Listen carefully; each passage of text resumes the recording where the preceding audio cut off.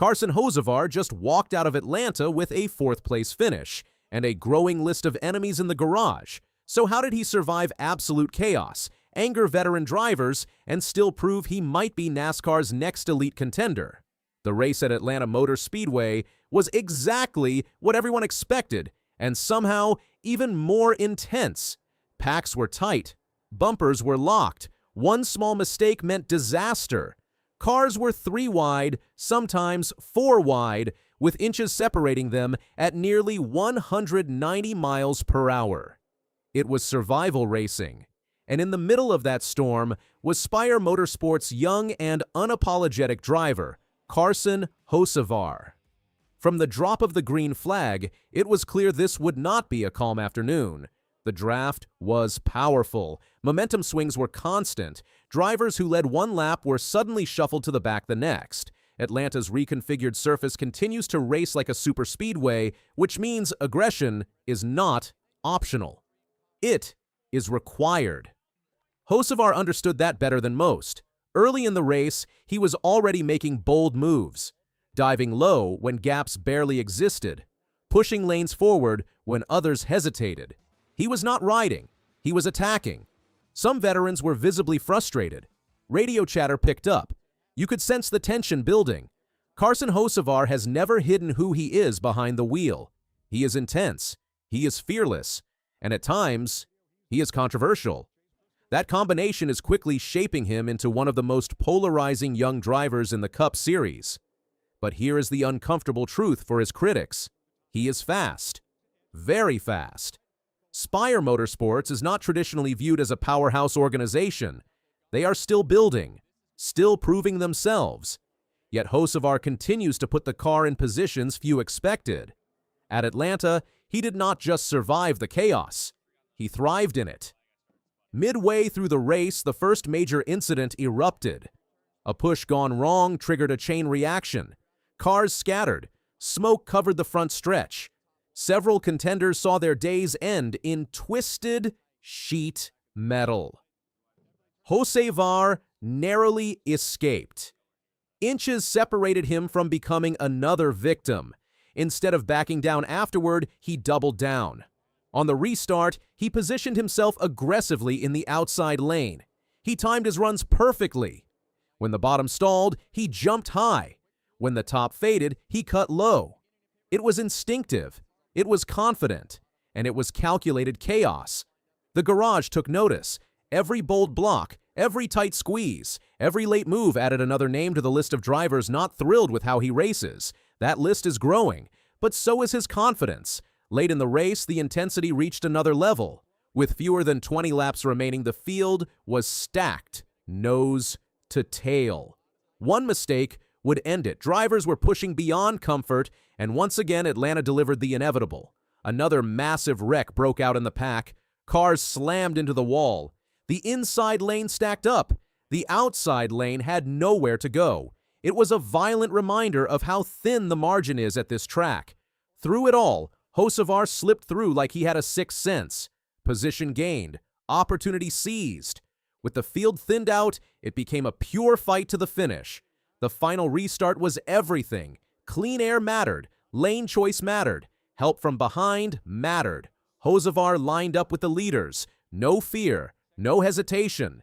When the green flag waved, he launched. He pushed hard. He blocked harder. Every mirror glance meant defending his spot.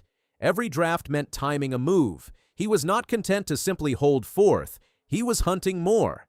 In the final laps, the top 3 battled aggressively. Hocevar searched for a lane. He tried to build a run. But Atlanta does not always give you a perfect shot. Sometimes it gives you survival points, and survival was enough. 4th place. For some drivers, that would be a quiet result. For Carson Hocevar, it was another statement. He finished ahead of established stars. He beat teams with bigger budgets. He once again proved that his speed is not a fluke. And whether the garage likes it or not, he is not going anywhere. There is something happening here. NASCAR has always thrived on personalities, on rivalries, on drivers who stir emotion.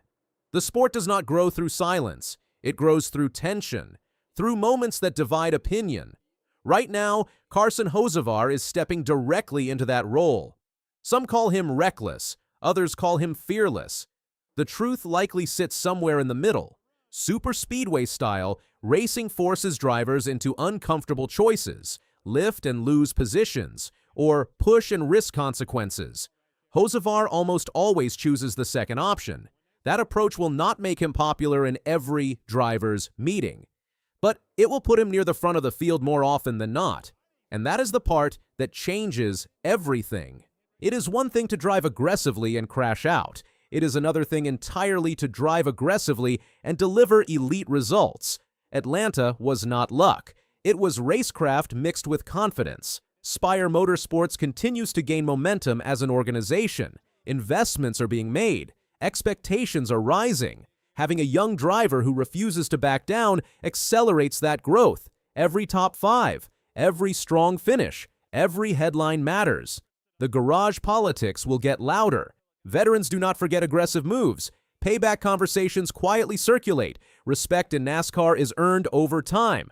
Hocevar is still building that foundation, and there will be moments where the aggression costs him. But at Atlanta, it paid off.